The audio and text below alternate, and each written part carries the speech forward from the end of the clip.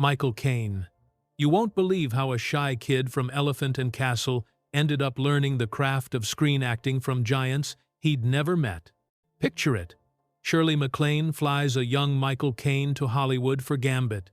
Then her schedule overruns, and he's alone in Los Angeles for a week, wide-eyed, never having set foot in America. What did he lean on in that lonely week? Not fame, not hype. Movies, the ones that taught him how truth looks on a face, how silence can be louder than a monologue, and how a camera catches the soul if you let it. Tonight, we're counting down 6 films Michael Caine has called his lifelong inspirations and why they still hit like a hammer today. Let's start with the performance that rewired his idea of acting. Marlon Brando in On the Waterfront, 1954. Directed by Elia Kazan, written by Bud Schulberg, it's the story of Terry Malloy, a longshoreman haunted into decency. Caine has said Brando, alongside Humphrey Bogart, was the lodestar 2 actors who showed him you don't show emotion. You contain it until it cracks. Remember Brando's "I could have been a contender"? It isn't just a line, it's a bruise. Watching that, Caine understood heroes didn't need polish, they needed truth. You see that lesson echoed decades later, in Caine's own Restraint, the still eyes of the quiet American, the humane wit of educating Rita. Raw, wounded, and dignified. Isn't that what great acting feels like? Less posing, more being. Now pivot to style with a wink. Charade, 1963. Directed by Stanley Donen, starring Cary Grant and Audrey Hepburn. Caine adored the way this film marries suspense with flirtation. There's a throwaway exchange, Hepburn tells Grant. "You know what's wrong with you?" he asks. "What?" She smiles. "Nothing." That effortless rhythm is exactly what Caine loves. Charm without sweat.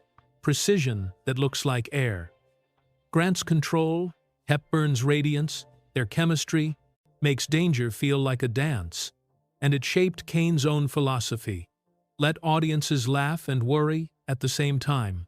Think Alfie, The Italian Job, serious stakes, but with a grin in the corner. Question for you. Could any modern pair bottle that same lightning, or was that a once-in-a-generation sparkle?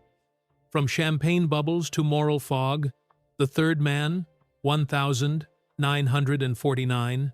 Directed by Carol Reed, shot by Robert Krasker, scored by Anton Karas, it's noir as mood. Joseph Cotten stumbles through bomb-scarred Vienna chasing the myth, and then the shadow of Orson Welles' Harry Lime. Caine loved how a few minutes of Welles can own an entire film. That doorway reveal? Electricity. And the cuckoo clock speech cynicism so sharp it draws blood showed him what dialogue can do when it reveals a soul, not just advances a plot. Reed's tilted frames, long shadows, and patient cutting taught Caine that tone is a weapon. Ever notice how his quiet characters hold back until the moment that matters? That's the third man in his bloodstream.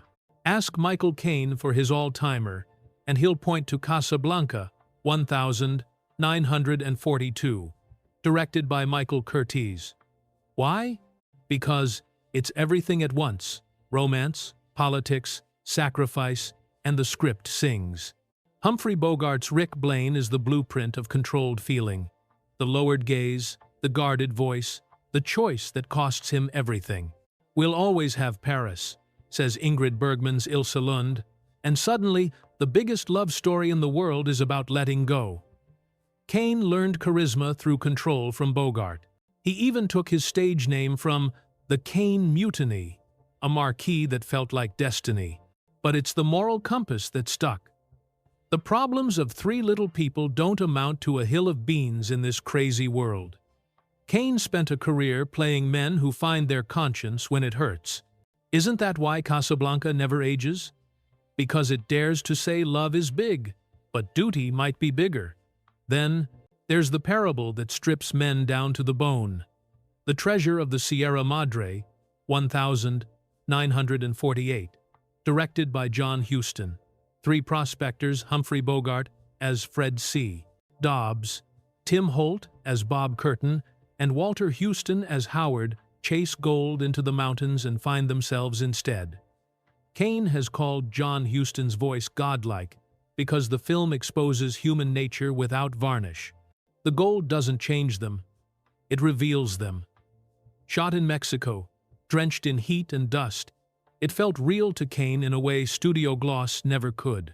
Watch Bogart's Dobbs unravel paranoia chewing him from the inside, and you'll see what Caine means by controlled chaos. No sentimentality, no fake heroics, just choices, consequences, and wind scattering the fortune like a joke the universe tells at our expense. If you had a fortune in your hands, would you trust yourself? Finally, the spark that lit the fuse. The Maltese Falcon, 1941. John Huston's debut, adapted from Dashiell Hammett, with Humphrey Bogart as Sam Spade, Mary Astor as Bridget O'Shaughnessy, plus Peter Lorre and Sidney Greenstreet, forming an ensemble that defines presence. Young Michael Caine watched this in post-war London and discovered what noir could do. Compress moral ambiguity into a glance, turn a cramped office into a battlefield of wits, let silence accuse. Bogart is tough without peacocking, sardonic yet strangely vulnerable, exactly the balance Caine would chase as Harry Palmer, later as Alfred Pennyworth. Huston's rule, if it's not interesting, don't shoot it, became a compass. No spoon-feeding, no bloat. Just rhythm, danger, and words that land like jazz. Thread these six, and you get Caine's personal school of cinema. Brando's raw nerve taught him honesty. Grant and Hepburn taught him grace under pressure. Reed and Wells taught him the power of tone. Bogart showed him restraint is a superpower. John Huston taught him that stories are crucibles, where character is forged or burned to ash. And when a young actor wandered Hollywood alone for the first time, these films were not just entertainment. They were mentors in the dark. So, let me throw it to you. Which truth hits hardest today? Brando's confession, Bogart's quiet sacrifice, or Wells's smiling cynicism? Do modern films still chase that kind of honesty, or have we traded it for noise and speed? And if you had to pick one to watch with a friend who's never seen a black and white classic, which would you stake your reputation on?